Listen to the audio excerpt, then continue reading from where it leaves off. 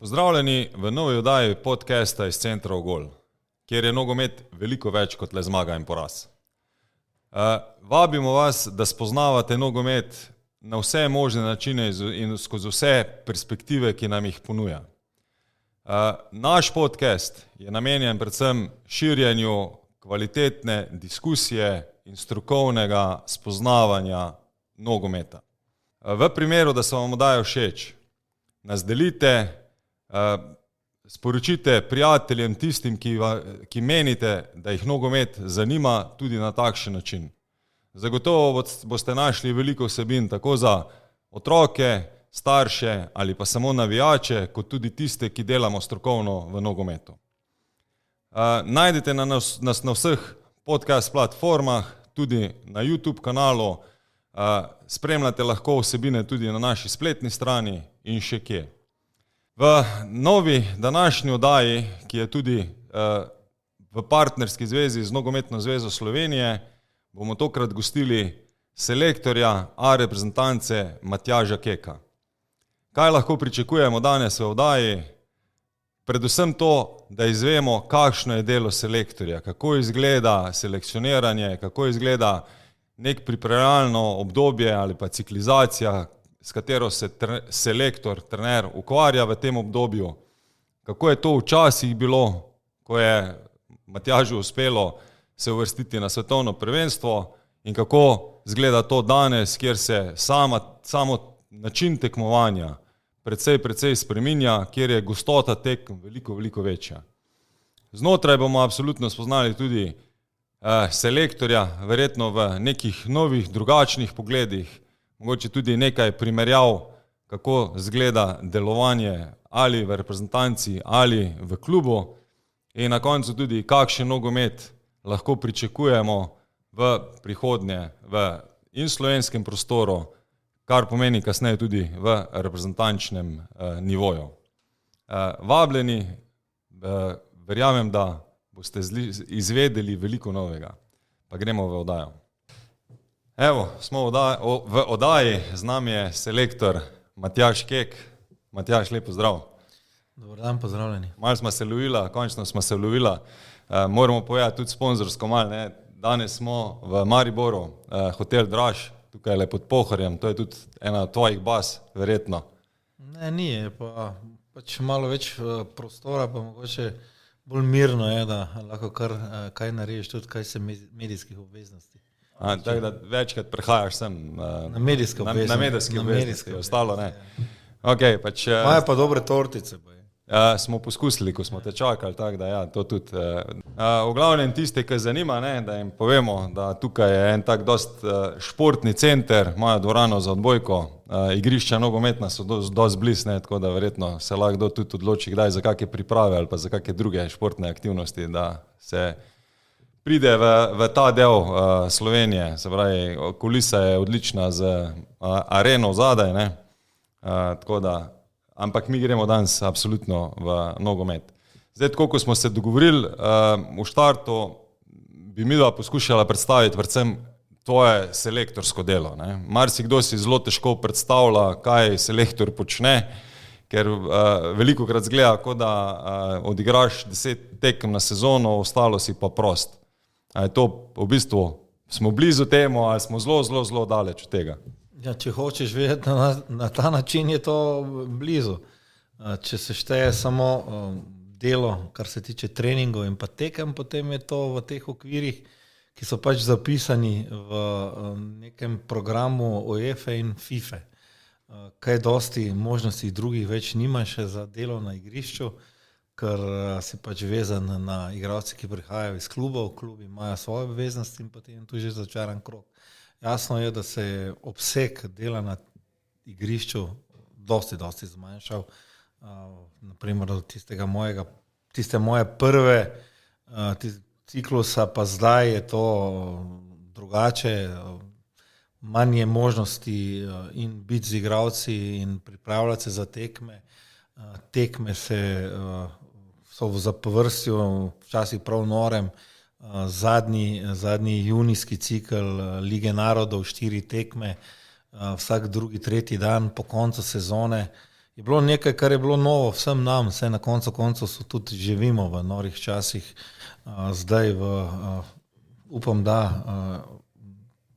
bolj prijaznih, kar se tiče korone, kar se tiče vsega tega, ampak to je bilo za šport nekaj novega, to je bilo na koncu tudi v nogometu nekaj novega in to je bilo na koncu za nas, ki delamo v nogometu, nekaj novega. Če pa seveda, zdaj pogledaš z drugega zornega kota, strokovnega zornega kota, je pa to delo, ki ga nikoli ni konec. No.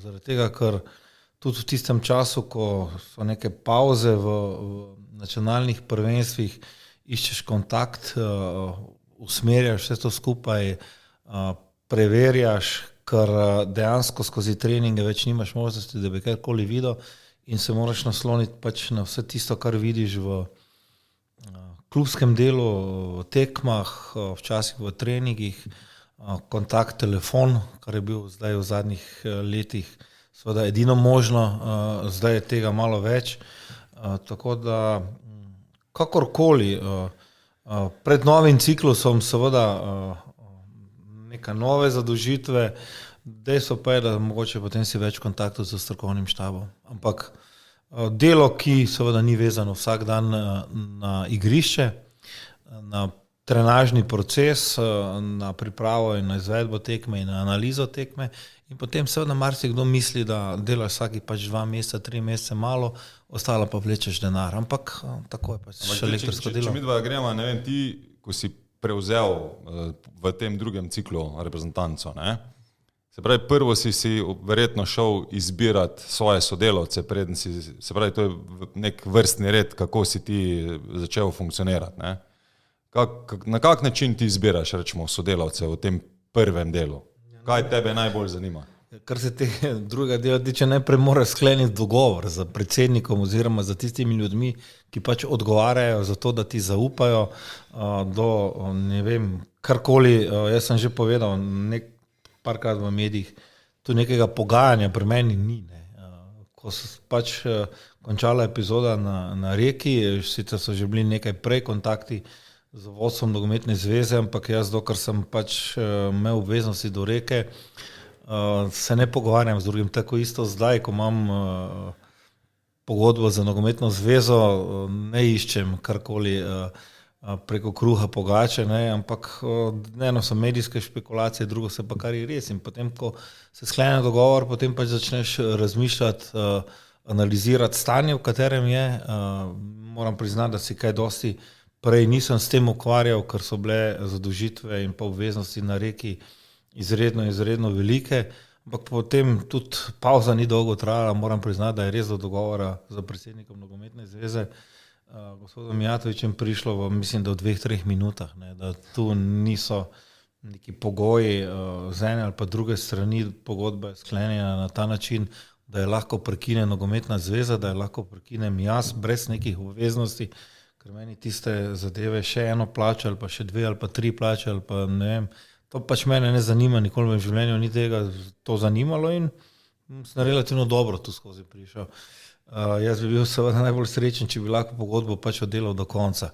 Potem pa začnejo se tisti operativni del, tisto moče, kar nekoga bolj zanima, kaj je na razpolago na nogometni zvezi, ker zakaj bi nekoga odpisal, ki dela dobro in tudi tisto masovno preseljevanje celih strokovnih štabov, ne vem, jaz sem šel na Reko, naprimer, sam, nikogar nisem zraven, nikogar nisem imel, pa se je izteklo dobro, tukaj na nogometni zvezi sem nekatere ljudi poznal, nekaterimi sem že delal in potem na ta način pač začneš sestavljati sliko od same širine strokovnega štaba do pač tistih, ki so na voljo. Tudi v tem zadnjem primeru sem vzel že ljudi za seboj oziroma jih povabil na sodelovanje, ki sem jih poznal, ki so bili preverjen kader in ki mislim, da so naredili dobro delo. Seveda pa potem samo delo pokaže, kaj je dobro, kaj ne. Tako da tudi, kar se tiče strokovnega štaba, je to ena živa zadeva za mene. Bolj potekajo selekcioniranje več časa, kaj? Ne selekcioniranje, pač gledaš na to, kaj ti lahko nekdo da, kaj ti lahko nekdo pomaga, ker Jaz sem že dosti krat rekel, ne, da čas tisti, ki nosijo markirne majice ali pa predstavljajo pupe, da mislim, da je mimo. Ne, da one man band meni še skozi mojo muziko se ne sliši dobro, oziroma zelo redko poslušam kakega solista. Ne, zaradi tega tudi mislim, da v nogometu danes enostavno je to takšna širina, zahteva toliko strokovnosti na različnih področjih, da zelo težko sam, oziroma z mojega zornega kota nemogoče, da sam vse to skupaj pokriješ. In potem so pač dobrodošli ljudje, ki so strokovnjaki na svojem področju, jaz pravim, ki znajo, po drugi strani pa tudi smejo prevzeti in upajo prevzeti odgovornost za tisto, kar delajo. Se pravim, dosti krat se to izpostavi kot eden od temeljnih zadev v nekem delu. Tu ni neke velike razlike, niti v klubskem nogometu, niti v reprezentančnem nogometu.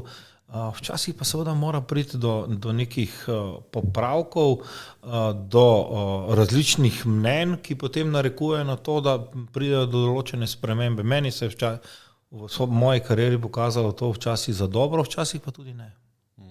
Ampak zdaj, če primerjaš ti v Reki, si imel v bistvu precej večji ta štab, s katerim si deloval, ko ga imaš zdaj v reprezentanci, ne?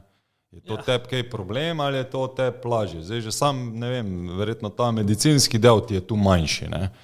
V primerjavi s tistim, kar si dol. Ja, ne? zdaj, Pa imaš še kondicijski del, ne, verjetno je spet specifika, tako da sam ta ožji trenerski ti pa ostaja večji. Imaš tukaj želje imeti kaj več ljudi, ne, zdaj malo pretiravo, ne, ampak vemo, da to smo se tudi, ko smo vdajo pripravljali, ne, pogovarjala, ne vem, ti pridejo Nemci z 10 lahko analitiki, ne, pa je vprašanje, so jim zdaj kaj koristili na svetovnem prvenstvu ali ne. Ti imaš, ne vem, pač enega videoanalitika, kakor jaz vem, ne, ki ti pripravlja več ali manj.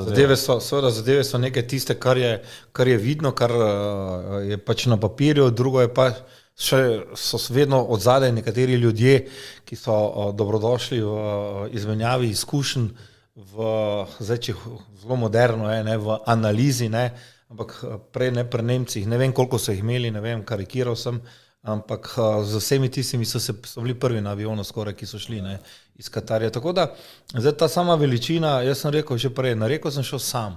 V Savdsko Arabijo sem šel za neko ekipo, ki mi je bila ponujena, ki sem jo sprejel in ki se je pokazalo za zelo slabo. Za zelo slabo, od tolmača naprej do vse to skupaj je bilo mimo, ne, in tu na koncu koncev je tudi odgovornost tebe kot šefa strokovnega štaba ali kakorkoli se pa zdaj temu reče. Je pa seveda, kot sem prej rekel, to živa zadeva, ki se razvija in iz Reke, ne vem, iz 3, 4, je seveda potem zgodba začela rast, ne, ampak prišlo je tudi do menjav, nekateri so šli, drugi so prišli.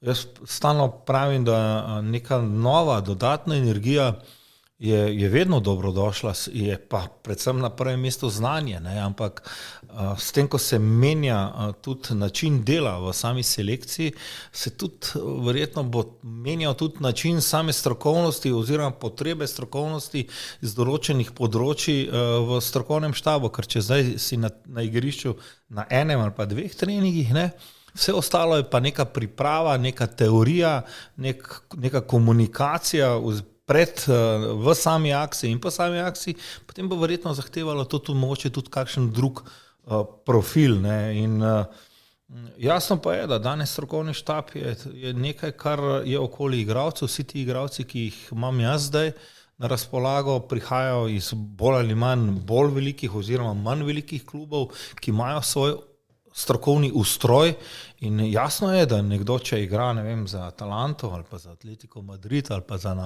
pa Panathinaikos, je navajen na nek svoj strokovni ustroj, na nek support, potem ne more ga tu pričakati selektor, pa en maser, pa doktor, ki prije na vsaki 3. dan. Kako je zdaj, rečemo, pol tvoj tim v reprezentanci, ko imate vi akcijo, koliko ljudi skrbi za reprezentanco? Na koncu, ko se usedemo za mizo prvo večerji, je to že kar ena številka, ne? Od tisti, ki so zadolženi za opremo, na koncu tudi peljati te mora nekdo nekam, ne? Fizioterapeuti, danes je dejansko to postaja zelo pomemben del, ker igralci ti prihajajo direktno s tekem, sama regeneracija, priprava na tekmo zahteva res to maksimalno strokovno znanje, najvišji možni nivo, potem so tu zdravniki, potem so trenerji, staff, kar se tiče team menedžerja, PR, se tudi vi ste kontaktirali najprej za tistimi, ki so za to zadolženi, potem je tudi tisti tehnični del ekipe, ki skrbi za vse skupaj, kar pač je v nekem življenju. Jasno pa je, da je zdaj v reprezentanci dosti lažje, ker smo zopet na Brdu,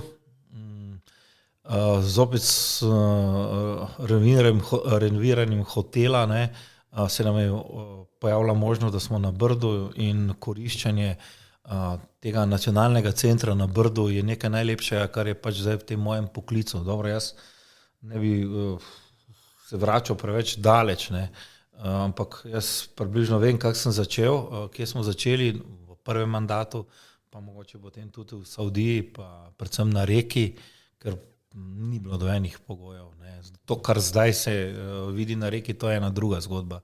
To je nekaj, kar je to je nekaj, kar je bil privilegij vseh tistih, ki so za mano prišli. Ne. To, kar pa ima Nogometna zveza Slovenije, kaj je uspelo Nogometni zvezi Slovenije zgraditi v enem fantastičnem ambientu tega parka na Brdu, to je pa nekaj, kar je pa zdaj vsem nam res velik privilegij, na koncu tudi neka stvar, na katero smo lahko zelo ponosni, ker ne vem, pridejo eni Hrvati mimo ali pa kdorkoli, ne, ko vidijo vse to skupaj, potem je seveda to nekaj, kar je potrebno koristiti, kar je potrebno dati v uporabo, ne samo A selekciji, tu je še U21, tu so ženske zdaj, tu so mlade selekcije. Moja neka ideja je, da bi seveda na nek način bila ta igrišča zasedena, če se da 24 ur na dan, seveda se zdaj to ne da, ne, ampak to je malo zdaj tako povedano. Tako da teh ljudi je okoli kar nekaj. Ne. Kar nekaj je pa seveda en tehnični del, ne, pa en tisti strokovni del, to je analitik potem, kot ste že povedal. Ne, in tu je zdaj zadeva takšna, da mogoče to ni najpomembneje. Pomembno je, kaj iz tega ven dobiš. To je zdaj tisto, del, ko me zanima. Ne. Zdaj, v tem januarju, rečemo, ko se ti že počasi pripravljaš, ne, tudi vmes smo se pogovarjala, si že bil skoraj na letalo, na tekmo, ne, da bi si šel malo v živo tudi pogledati naše potencialne kandidate.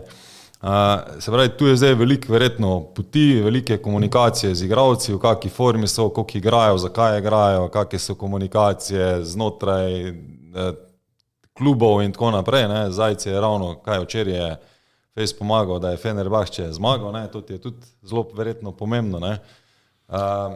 Koliko ti v bistvu potrošiš časa, imaš to prav organizirano, kdaj kdo bo komuniciral, je to večinoma na tvojih plečih ali imate to razdeljeno, trenerji med sabo tudi, se pravi v tem tvojem strokovnem timu, kdo koga kliče in na kak način komunicira, da pridobivaš informacije, ne vem, zakaj nekdo ne igra ali pa zakaj je igral sam 20 minut ali pa ne vem, je 3 tekme že sedel, ker tudi to se ti pač vmes dogaja, ker si verjetno, glede na to, da o tem bi tudi malo kasneje govoril, ne, da ti ne rad veliko menjavaš ekipo, ki jo imaš, ne.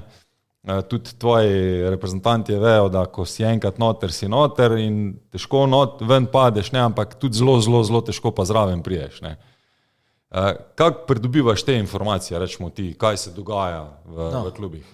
Tisti, ki so danes v nogometu, v bistvu vejo, da se danes v večini primerov vse da v živo živeti po teh različnih platformah, da tu danes je zadeva popolnoma drugačna, kot je bila še par let nazaj, ne, ko se nekatere tekme pač niso dali videti in si moral videti v živo.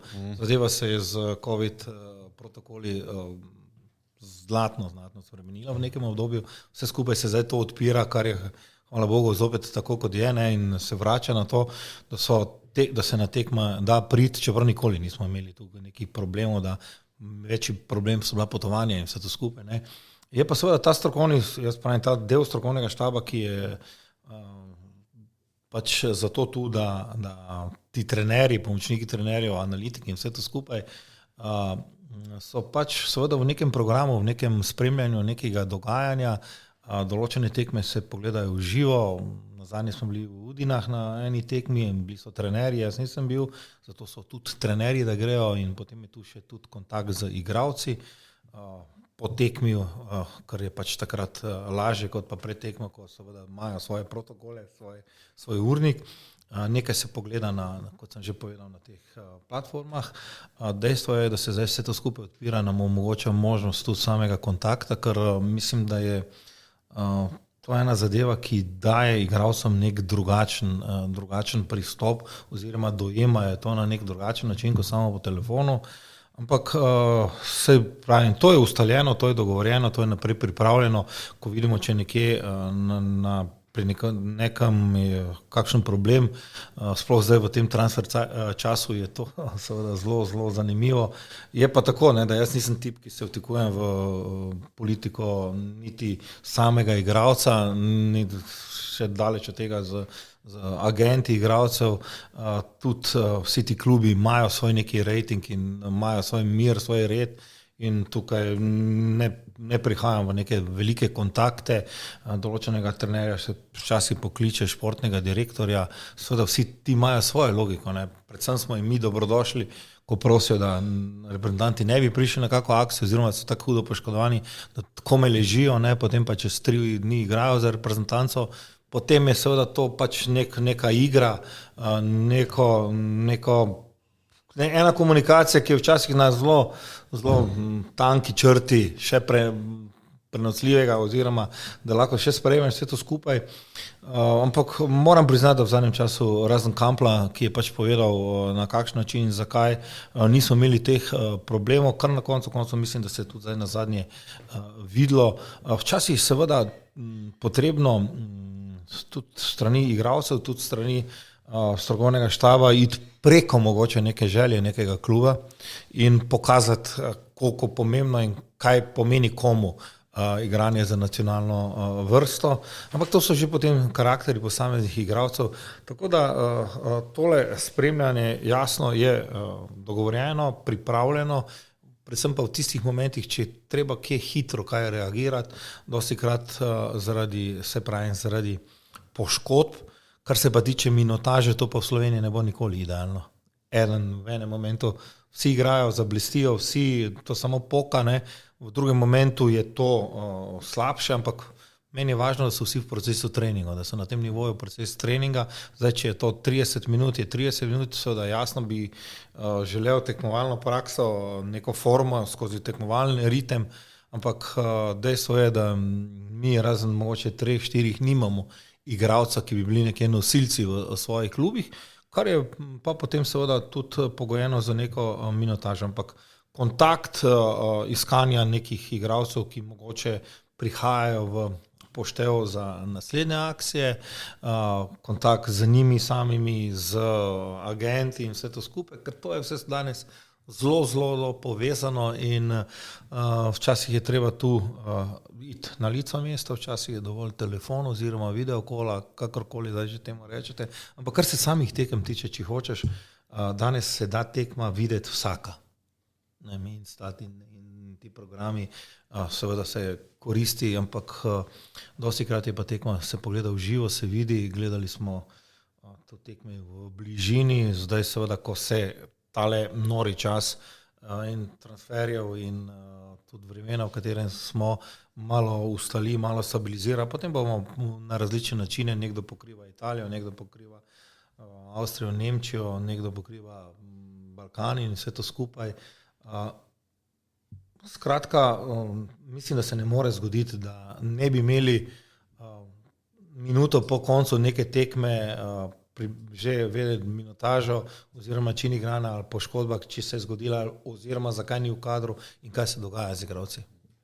Ko si prej Kampla omenil, imamo mi, rečemo, na zvezi ali pa ne vem, je v tvojemu timu kdo zadolžen, da tudi se išče tiste igralce, ki so rejeni v tujini, pa imajo možnost igrati za Slovenijo. Zdaj, pač Kampl je bil en tak primer, zdaj, on je začel za mlado reprezentanco, pri nas šele igrati, ker vsake toliko časa se pojavi nekdo, ki je rojen v tujini, na kak način, kdo najde te igralce? Jasno, da tudi tukaj je nekje en protokol, pravzaprav smo tu vpleteni vsi.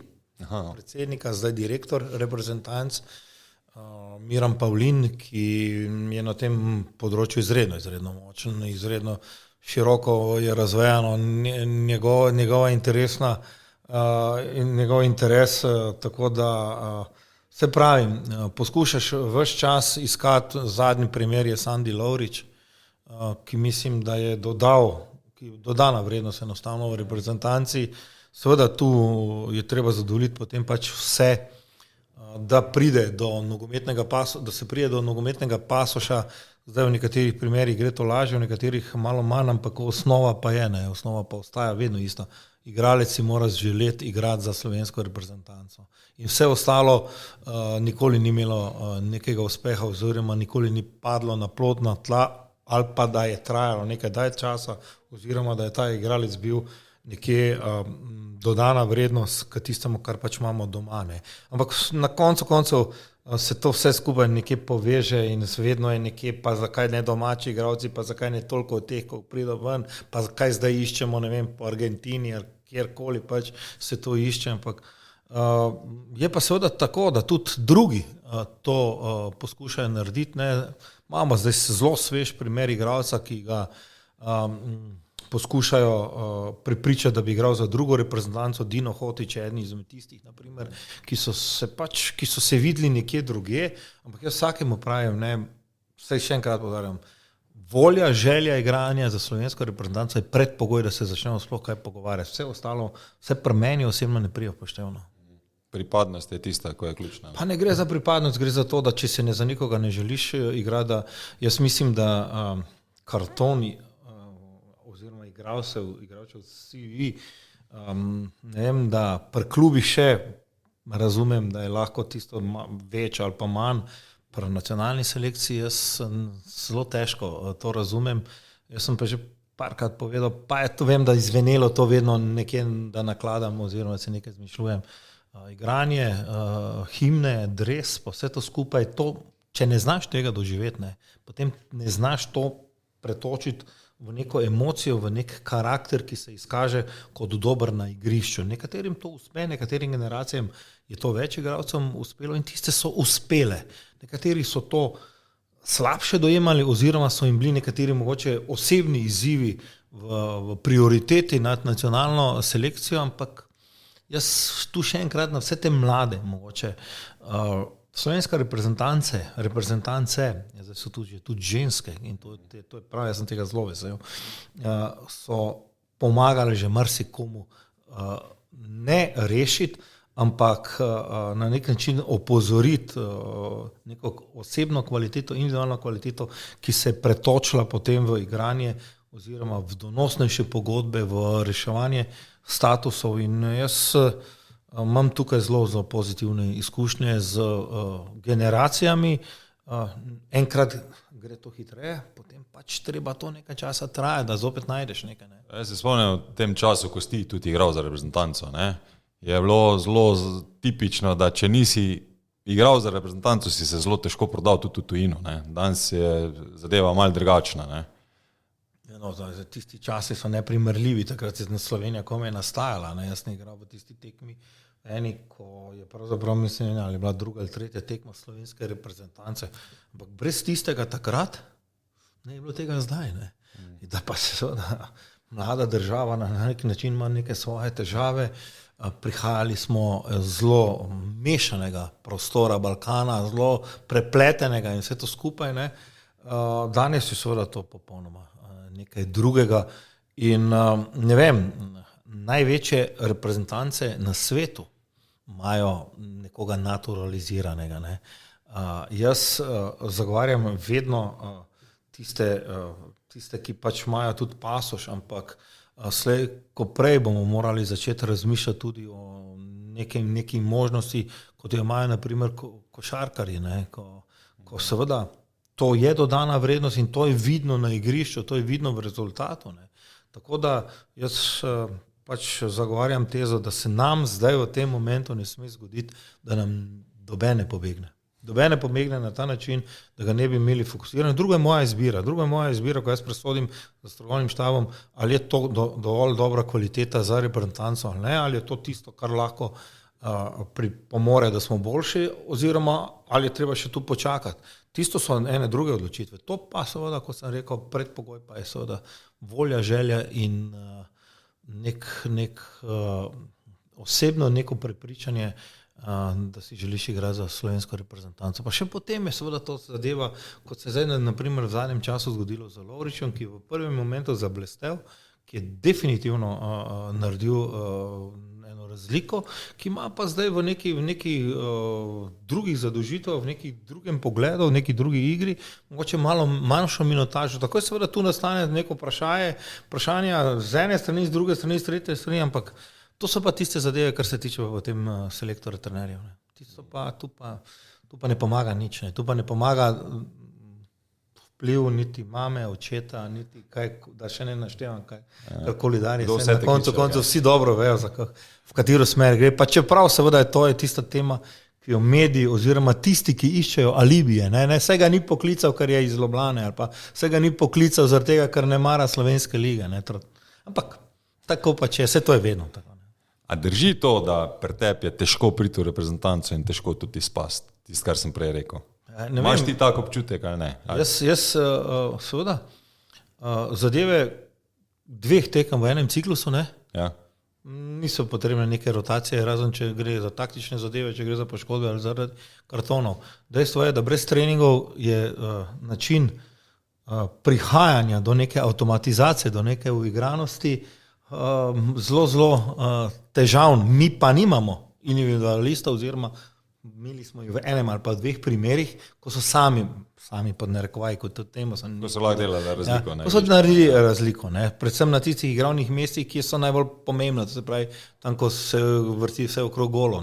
Tako da jaz stalno stavim tudi v zdajšnjem primeru, ko sicer na naslovnicah je en igralec, ki je neka poživitev, ki je neka dodatna energija, ampak za tem igralcem je pa še 10 drugih, oziroma še tisti, ki so na klopi, še tisti nekaj, ki je na tribuni. In tukaj pri meni ni razlike. In če zaradi tega je pri meni teže ali lažje priti noter, to je seveda moje tisto prepričanje, moje gledanje na problem, ampak se pravim, zadeve se spreminjajo ravno zaradi manjše količine treninga in neke daljše verjetnosti, da bodo avtomatizacija pač nekaj časa trajalo. Ampak s tem si jaz zdaj ne kupujem nobena libine ali pa karkoli, da more trajati. Imaš ti pol, rečemo, za reprezentanco letno dnevov, ko ste vi skupaj? Cirka. Zdaj, v 2 leti nazaj, ne vem, smo bili 2krat skupaj, 3krat, potem pod nekimi režimi, ki so bili katastrofa. Lani, ko se je zaključevala Liga narodov, seveda so tiste 4 tekme, to takrat je bilo 10 teh tekem, smo igrali v 22. V bistvu prijateljskih tekem skoraj več ni. Mi smo dobro izkoristili termin za Katar, Nogometna zveza je naredila tukaj fantastični posel, da smo igrali s Katarjem pa za Hrvaško. Vse ostalo pa je zdaj tekmovanje. Nove kvalifikacije v 23 se začnejo marca, se končajo novembra, tu ni več zdaj časa. Ja, pa en termin je prijateljski, sploh v tistem momentu, ko si v skupini za 6. Skupina za 5 ti daje 2 termina za prijateljske tekme. Tako da vse ostalo pa vse sem ja že povedal. Večina klubov teh naših reprezentantov igra sploh v jesenskih delih v nekih evropskih tekmovanjih. V Champions League sicer malo manj, tisti, ki igrajo v torek pa sredo, malo manj. Večina tistih, ki igrajo v drugem oziroma v 3. kakovostnem evropskem tekmovanju do Lige konfederacije pa Eurolige, te tekme so v četrtek. Potem je jasno, da te klubi igrajo prvenstveno tekmo v nedeljo. In potem je normalno, da seveda nedeljo odigrajo, to so bolj ali manj večerne tekme, ne da se takoj na pot, tudi imam raje, da prespijo po tekmi, da ne potujejo po noči, če ravno ni neka Rusija oziroma neke nore avionske veze. In potem je tu pa ponedeljek, se pravi dan, tudi regeneracijo, ker tekma reprezentance je pa v četrtek. Ampak oni pridejo v bistvu, prvi smo skupaj ponovadi v torek. v torek, to je pa 48 ur po njihovih prvenstvenih tekmah. To je tudi vprašanje intenzitete vsega tega, regeneracije po sami tekmi, po potovanju in to. In potem smo že v torku, kjer je nek trening planiran. Zdaj, kakšna izvedba, če se dotikaš kakšne poškodbe, kakega potovanja oziroma kakšne utrujenosti zaradi minutaže in potem je že sreda. Ne? Četrtek pa igraš. Tako da dejansko zato pravim, ne, da zdaj nekaj v Portorožu govoril na to temo. Danes je zelo pomembno, da tukaj si usmerjen, da tukaj ne svaštariš, da veš, zakaj gre, da je to pripravljeno, organizirano, da je v bistvu ena minuta treninga ne sme iti mimo, da mora biti pred treningom in po treningu pripravljeno vse in dodelano, dogovorjeno in v organizaciji brez najmanjše možne napake in potem tudi sam ta transfer dane informacije do tistega, kar dobiš oziroma vidiš na igrišču, kaj dobiš na igrišču, mora biti čim krajši. Čim krajši, to je seveda zdaj pač problem selektorjev oziroma tudi nekaj kvalitete igralcev. Zdaj določeni igralci na visoki kvaliteti verjetno lažje vse to skupaj rešijo. Jaz sem še enkrat rekel, ena individualna kvaliteta, ki se je tudi na svetovnem prvenstvu pokazala in ki je bila na koncu odločilna, je imela na začetku velik problem. Leo Messi je imel na začetku Argentina imela velike probleme. Dokler se ni okrog njega postavil zid, to je moje gledanje na problem, verjetno vsi drugi imate pač svoj pogled in tako je tudi prav, zato je nogomet interesanten. Dokler se ni postavil zid okrog za Leo Messijem, to takrat je Argentina visela. Danes, da se ne vračajo na tekmo, ki so izgubili. Tako je zdaj tudi individualna kvaliteta seveda mora biti podprta. Individualna kvaliteta ti lahko potem tekmo reši. Jaz sem pa rekel, mi zdaj v tem momentu nimamo te individualne kvalitete. Čeprav smo v določenem momentu imeli igralce, ki so v Ligi narodov na najbolj pomembnih tekmah za svojo individualno kvaliteto dali tisti touch ali v branjenju ali pa v dajanju golov. Ampak za vsakim posameznikom je pa stala ekipa in to, kar mislim, da mora biti neko razmišljanje, neka filozofija v slovenskem nogometnem prostoru. Mogoče prej pa kot postavljanja nekega modela, kako naj mi Slovenci izgledamo. Ne? Če tako gledamo, nekateri ti vseeno že prihajajo v Slovenijo lahko tudi v nedeljo, ne? Ker tisti, ki igrajo v petek pa soboto. Nekaj malega igralcev je takih. A te že imaš pol v nedeljo tudi na Brdu ali še imajo oni tam dan prosto, pa v ponedeljek začneš v bistvu s temi bolj individualno pristopati. Ker marsikdo verjetno pride tudi domov, pa je zelo vesel, da ima 2 ure za družino pa prijatelje, da jih lahko vidi. Se pravim, to je zdaj tista stvar komunikacije, ampak vse takrat se ne začne problem reprezentance. Problem reprezentance začne se že 3 tedne, 14 dni prej, ko so kontakti z fizioterapeuti, z kondicijskimi trenerji, tisti, ki so za to dogovorjeni, da pripravimo nekdo, če igra v petek, potem je jasno, da ne bo prvič treniral v ponedeljek zvečer. To je popolnoma jasno. Dejstvo je, da tudi obstaja problem, da prihajajo nazaj v domovino, v bistvu. Prihajajo domov, prihajajo k familijam, da tudi tu je treba najti komunikacijo, nek prostor, da se jim omogoči, pa ne zato, da se bi kje slikali okrog, ampak enostavno ga razumeš kot človeka, kot mladega človeka, ki bolj ali manj, verjamete, služijo težek kruh v tujini. Ne. Vse to lepo zgleda, vse to skupaj fajn, ampak tam vsak dan nekje v Turčiji, ne vem, ali pa v Rusiji, ali pa kjerkoli, ni to najbolj enostavno. Ne. To so mladi fantje in te zadeve mislim, da smo v zadnjem času dobro reševali. Te zadeve smo reševali na tak način, da seveda v prvi vrsti ni trpel nogomet, v drugi vrsti pa tudi neko psihična uravnovešenost, neko zadovoljstvo, notranje zadovoljstvo in vse to skupaj v tem momentu, ko nimaš nogometnega treninga, je zelo pomembno. Ne. In tukaj je seveda potem širina strokovnega štaba in pa komunikacija do igralcev še kako pomembna, ker enostavno ti s 24, 26 igralci ali pa 30 ne gre to. To je 14 dni prej, gre ven širši spisek, na katerem je 30, 35 igralcev in potem se ta svisek skrči pač na tisto, kar rabiš, ali je to 23 ali 23 plus 2, ampak samo delo, sama priprava za čisto operativni del se začne dosti prej. Ne. Ampak to, kar si prej vprašal, je zelo, zelo pomembno. V določenem momentu igralec, ki igra v petek, igralec, ki prije z avto, naprimer v Slovenijo, seveda mu omogočiš, da gre tudi domov, ampak v nekem dogovoru in v nekem sodelovanju z kondicijskim trenerjem, predvsem pa z fizioterapeuti, če je igral. Če ne, pa je to pač tisto, kar tudi mislim, da dobiva vse večjo in večjo veljavo. Tudi nekaj so govorili ljudje iz večjih klubov na zadnjem seminarju v Portorožu, to je individualizacija v trenažnem procesu. Ne. Jaz sem že to pred mnogimi leti enkrat razlagal, delovanje v Bayernu, na kak način oni sestavljajo mozaik skupaj. Jaz mislim, da je tu danes predpogoj zaradi večjega, že samo čisto manjša skupina, večja koncentracija, večje število ponavljanj, hitreje priješ do tistega, kar bi hotel. To je in potem sestavljanje vsega tega mozaika, ne, predvsem pri mlajših bo tu absolutno potrebno. Ne. V bistvu na eni taki akciji je tudi zelo težko prvo, da priješ ti že v neko moštveno taktiko, kar verjetno več ali manj v sredo delaš, ne? V sredo si, v torkih si še v nekih skupinskih. A ne, delaš od prve minute dalje. Delaš od prve minute dalje, ko so vsi skupaj, delaš od prve minute, oziroma mozaik sestavljaš že pred treningom z video informacijo, z tistim, kar jim daš na razpolago, da oni pogledajo, da pravzaprav zelo pomembno je, da oni na trening pridejo pripravljeni.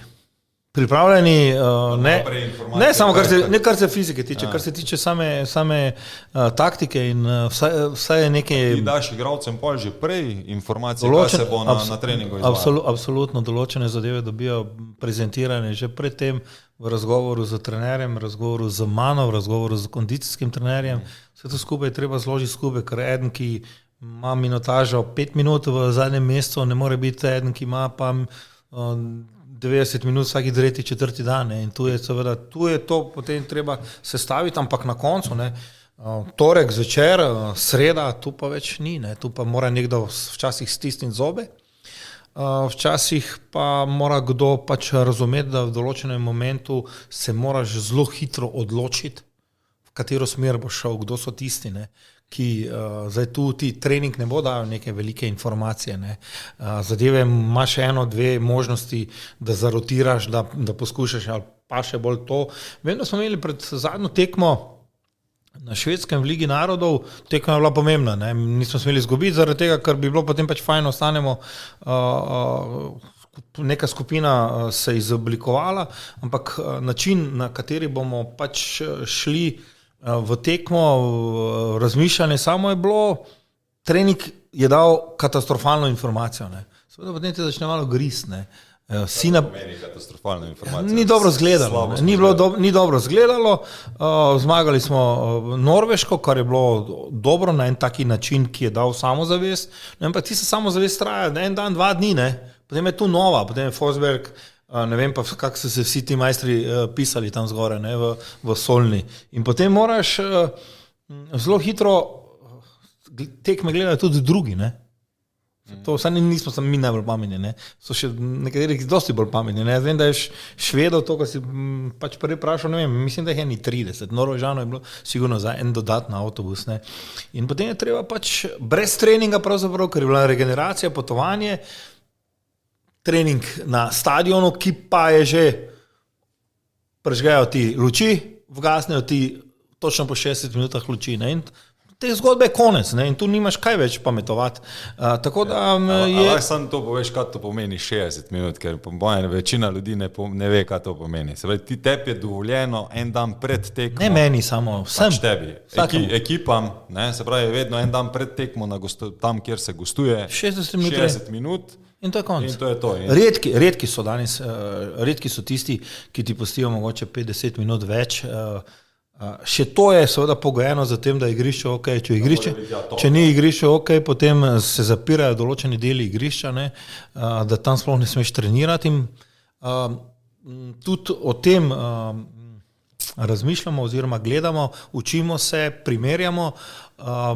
veliki klubi, velike reprezentance se poslužujejo pač, da zadnji trening oddelajo v svojem centru doma. Dopoldan, naprimer ob 11, potem kosilo, se gre na pot, če potovanje ni predolgo, do nekje 2 ure še gre, in potem se gre na stadion samo tisti večer, pogleda se, samo se moraš pojaviti, ker mora biti tiskovna konferenca na licu mesta, pa že tudi zdaj se to da prej posnet, pa se posredovati medijem, vse to skupaj, ampak o tem vam lahko drugi razlagajo. To se pravi, da si vzameš dovolj časa, da odtreniraš doma, ne moreš treninga gledati, ti ga ne vidijo, ti ga ne gledajo, nekaj lahko taktično probaš, da vse ne gledam, mi naprimer vedno izkoristimo možnost, če lahko vidimo kakšen trening naslednjega nasprotnika, prav živo. Potem pač preveriš samo, vizualiziraš stadion, igrišče, podlago, slačilnico je to, in v bistvu brez tistega omogočenega enournega treninga greš igrati. Tega se v zadnjem času poslužujemo stalno več, predvsem v drugi ali pa v tretji pa četrti tekmi, tako kot je bilo zdaj, ko enostavno izkoristiš možnost, da doma v miru odtreniraš, ne pa da že tisti redari, pa tisti, ki urejajo igrišče, traktori so že pržgani, to so že grable, pa vse skupaj že pripravljeno, in ko je 60 minuta, ne vem, zadnjič v Solni, naprimer, so bile 10-15 minut luči, niso bile pržgane na tisto prave obrate, na tiste lukse, ki so potrebni za tekmo. Meni se vse skupaj zdelo zelo mračno, dokler nisem pravzaprav začel razmišljati, niso luči, potem moraš pognati, da luči pržgejo, potem že delegat preleti, pa vse to skupaj, ampak v 60 minuti tup, konec. Kraj, mislim, so bili primeri, ko so ti enostavno ugasnili reflektori. Kaj pa to pomeni zdaj iz, ne vem, energetske ravni igralca? Glede na to, da pač vemo, da zelo pomembno je, da prije ravno prav spočit, zato da bo idealno lahko delo, ampak ne sme biti pa preveč spočit, ker pa bo pa zaspan na tekmi. Ja, ker zdaj rečemo, že en problem ti je, da nekdo je igral, tako se rekel, v petek ali po soboto, en pa večerno tekmo v nedeljo, ima že tu problem, kak tempera do četrti. Na istem nivojih nikoli nimaš. To je zdaj, jaz pravim jaz karakter. Ampak rečemo pol, če si ti, ne vem, en dan pred tekmo dopoldne treniral, pa potem potoval, a delaš pol ti na dan tekme, potem saj zjutraj aktivacijo tam, ko si nekje v tujini. Dobro, zdaj že govorimo o know-how reprezentance, ampak niso to zadeve, ki bi kjerkoli, jaz pravim vedno ne. Kdorkoli hoče, lahko prije pogledati, kdorkoli hoče, lahko vpraša, pa dobi odgovore. Ampak to vprašanje čisto konkretno. Jasno, da seveda, če treniraš dopoldan, potem samo potovanje zahteva edino kar fizioterapijo, regeneracijo oziroma terapijo zvečer, kar je omogočeno vsem igralcem, zaradi tega tudi kakšen fizioterapeut več. Naslednji dan je normalno aktivacija dopoldan, aktivacija včasih jo koristimo z treningom na igrišču, 35-40 minut, ko smo doma, predvsem pred prvo tekmo, če je tekma 20-45, na silo ne. Dosti krat na potovanjih je vprašanje, kako igrišče ti omogočajo, ali greš v to, ali ne greš v to, izkoristimo pač možnosti, ki so v hotelu, prevencija, aktivacija, absolutno, včasih sprehod ni dober, ker si v nekem okolju, ki je lahko malo vprašljivo. Jaz vem, v Splitu smo imeli pred Hrvaško velike probleme, ker ko smo šli ven, je bilo okrog nas 150 policajev. In to so zgodbe, ki pač potem ti lahko več odnesejo, kot pa ti prenesejo. In v bistvu vagamo Nekaj zanima me, rečemo zdaj konkretno. Roman Bezjak, sicer ga verjetno ne boš več treniral, mogoče ga boš imel kdaj v kakmu štabu še zraven sebe, ampak konkretno on je rekel, ne vem, da se ti je prav moral skrivati, zato da je lahko naredil zjutraj aktivacijo, ker nisi ti, rečemo konkretno v Reki, imel rad tega. In on je bil pa navajen tega že odprej in je njemu, rečemo, če je bila večerna tekma, je to rad naredil. Zdaj ne vem, to veš ali ne veš, ampak rečemo, kako menedžiraš pol te igralce, ko so zelo različno navajeni, če je večerna tekma, kaj oni dopoldne delajo. Zato me zanima, ker to vsak je v svojem klubu drugače navajen. Ja, absolutno, seveda. Vsak klub ima svoj protokol, vsak trener ima svoj način dela. Zdaj, če so pogoji za to dani, da lahko miro treniraš, potem je to ok. Danes, ne vem, center na Brdu ti to omogoča vrhunsko narediti. Ne. Vse ostalo je že prošljivo. Takrat, ko je bil Roman na Reki, jaz mislim, da je bila takrat še Kantrida, takrat še igrati nismo imeli kje bi še pa kaj trenirali. Ne. Ja. Takrat je seveda bilo zelo pomembno, da smo predtem se pač dobili, karanteno sem rad hodil zaradi tega, ker je Reka za Opatijo bila zelo mamljiva za druge stvari, ne samo za nogomet. Ne. Tudi Roman se na to razume zelo dobro. Ne. In potem pač poskušaš držati igralce v nekem razpoloženju, hkrati pa zadostiti tiste potrebe, ki jih smatraš, da ti jih nosi tekma. Ne. Ker se pravim, vztrajati pri nečem, kar ti lahko povzroči slabo voljo, slabo razpoloženje, dostikrat so se zgodile že poškodbe na teh treningih. Tu je aktivacija zelo kratka, zelo hitro lahko koga ponese žoga. Ne? In jaz sem imel 2-3 probleme, ne? Da so mi na zadnjem treningu zaradi neustreznosti ali igrišča ali intenzivnosti ali česa tega igralci začutili kaj, ne? In potem je to samo velika nervoza. Ampak še enkrat pravim, to je ta individualni pristop, to je tisto, kar dela nas trenerje različne, to je tisto, kar tudi sami igralci, ne? Nekateri bi spali do 11. Jaz sem zelo rad, da igralci počivajo na ta način, da spijo. Jaz jih ne budim ob 7 zjutraj, ob 8 zjutraj za nekimi sprehodi, pa kakorkoli se to sliši, včasih dobro, včasih ne, jaz jih pustim, da se naspijo, ampak pravim, v večernih tekmah je obvezna aktivacija ali na igrišču, presodimo v določenem momentu, kako, če je tekma ob 3, potem aktivacija se spremeni v sprehod oziroma v nek stretching, v neko druženje bolj vse skupaj. Ne bi pa tu niti pametoval, niti posploševal, ker trenerji gledamo že taktično na neke stvari, vsak svojega zornega kota. Jaz mislim, da je to tudi eno področje, v katerem pač si trenerji dovolimo, da razmišljamo po svoje, oziroma da izkoristimo tisto, kar mislimo, da je dobro za ekipo. To pa je najvažneje. Ne? Ok, zdaj midva smo prvi polčas odigrala, ne? Ura hitro teče. Zgleda, da ja. Zdaj tisti, ki gledate tale podcast na kanalu Nogometne zveze Slovenije, vas samo vabim, da če vas zanima, ker bomo zdaj z Matjažem nadaljevala malo še v druge strokovne vode, se priklopite na kanal iz Centra v Gol in se nam pridružite tam do konca podcasta.